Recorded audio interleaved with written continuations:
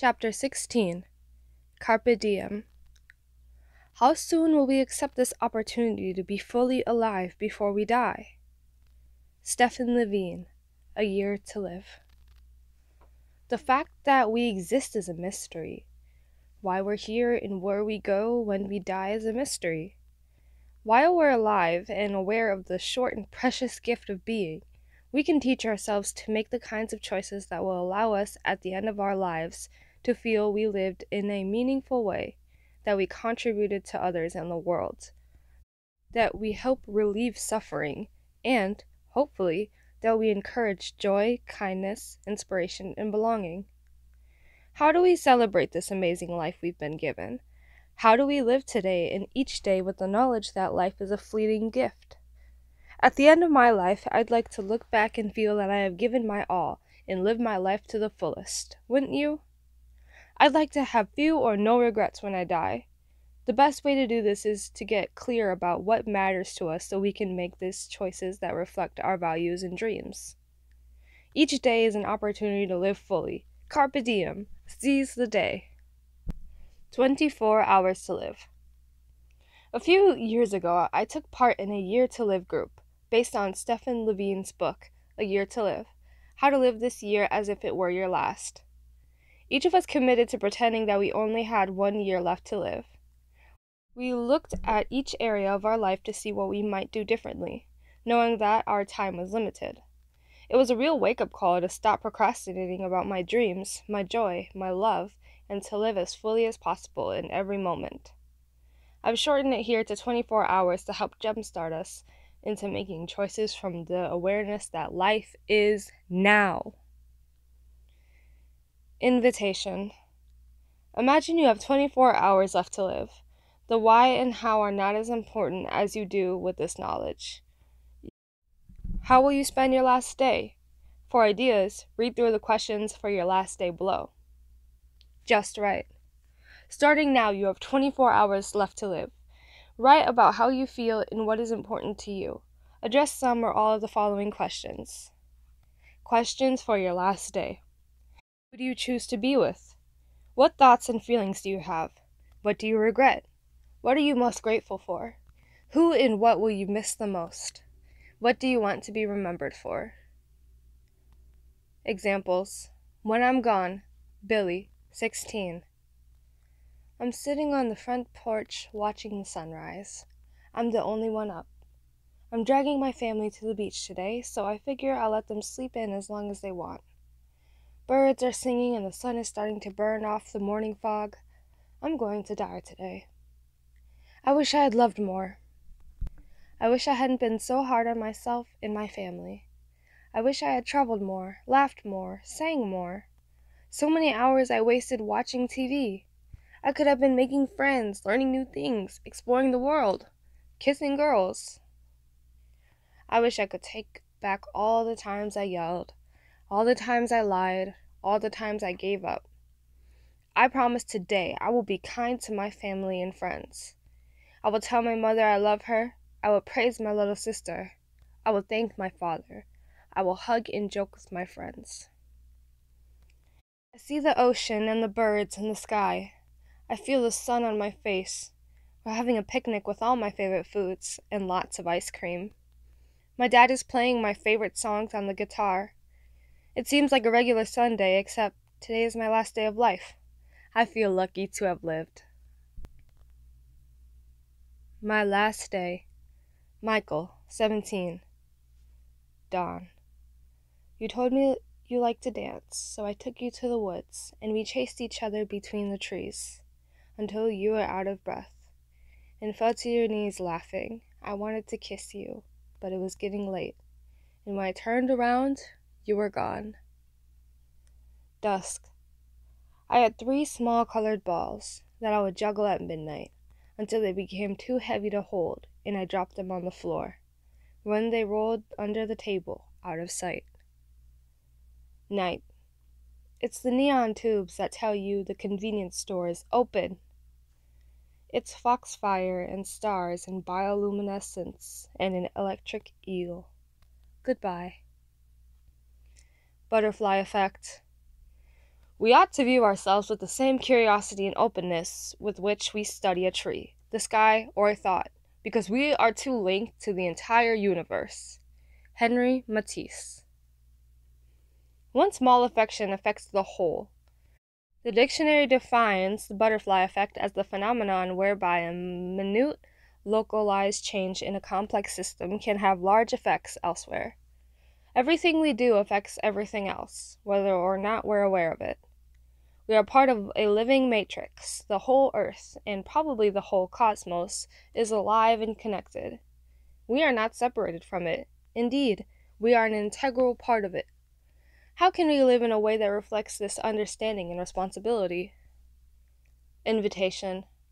With the butterfly effect in mind, imagine that turning over a beetle, killing an ant, breaking off a piece of coral reef, picking up trash, recycling and reusing, planting a garden, or helping a stranger can affect or even change the whole world. Just right. Write about one small action you take and how it affects your life, the earth, and the cosmos. Write about how everything is connected. Please make it something helpful and not destructive. Example. Today I picked up a seashell. Kate, 13. It all started with the sky. To have a seashell, you need the sky. The sky made the clouds, and the clouds made the water. There would be no ocean if there was no water. When the ocean is done with the shell, it softly lays it on the sand. And on that sand is a hand, ready to grab the shell when it comes. We're staring at all of the Earth's elements in one quarter-sized item. But where do you think the hand comes from? Surely it did not appear from the air. No, this human needs some food, which needs the sun, which all comes back to the sky. Where does the beach come from? Sand is just crushed up rocks. Those rocks come from volcanoes, viciously spitting out hot lava. Those volcanoes need good soil, and that soil needs water, which we've already said comes from the clouds, which comes from the sky. So my question is, how can something as violent as a volcano turn into something as beautiful and calming as a seashell? 3 worldly possessions. In the end, only 3 things matter: how much you loved, how gently you lived, and how gracefully you let go of the things not meant for you. Jack Cornfield, Buddha's Little Instruction Book. All over the world, natural disasters are happening. Wildfires, floods, earthquakes, tornadoes, hurricanes, tsunamis. Every day, people lose their homes, their families, their pets, their possessions. These disasters are horrifying and traumatic, but through them, people often change their values for the better. They learn how resilient they are. They learn new ways to identify themselves. They find they can survive and live with less than what they thought. They discover what they really need to survive, and in crisis, people drop the barriers of separation and rally together to help one another. What would it feel like to lose your home and your possessions? How would it change your view of yourself and the world? How would it change your values? If you had the chance to grab 3 items before you evacuate your home, what would you choose and why? Invitation. Imagine you are in an earthquake, a fire, a flood, or some other natural disaster. You have time to grab 3 items from your home before you need to flee. You might choose something useful, something sentimental, something that brings help and comfort to you or others. For example, I choose a knife, my mother's necklace, and my guitar. What do you choose and why? Just right. Write about the 3 items you choose to take and why. How does imagining this experience change the way you think about who you are, what you value, your relationship with material possessions, your resourcefulness, and what you really need to survive? Example. What matters? Nora, 14. House is shaking. It's an earthquake. Time slows down. I look around. What matters? What to grab? What is all this stuff in my house? I don't really need any of it, and yet somehow I need all of it. What matters? What to grab? My stuffed zebra, my tarot cards, my down comforter, my journal, my sewing machine, my art supplies, my plants, my flute, my paintings, my mother's ring, my favorite boots. What matters? What to grab? Some invisible clock is ticking away the seconds to the tomb of doomsday. What matters? What to grab? My backpack with my laptop for communication, my flute to calm me and others, a box of energy bars to eat and to feed others who are hungry. I'm lucky to get out alive. It doesn't matter what I grab. What matters is my life, my family, my friends. Carpe diem. How we spend our days is, of course, how we spend our lives. Annie Dillard, The Writing Life. How do you spend your days? Are you tapping your potential? Are you engaging your unique brilliance and love? Are you using your capabilities and nurturing your possessions?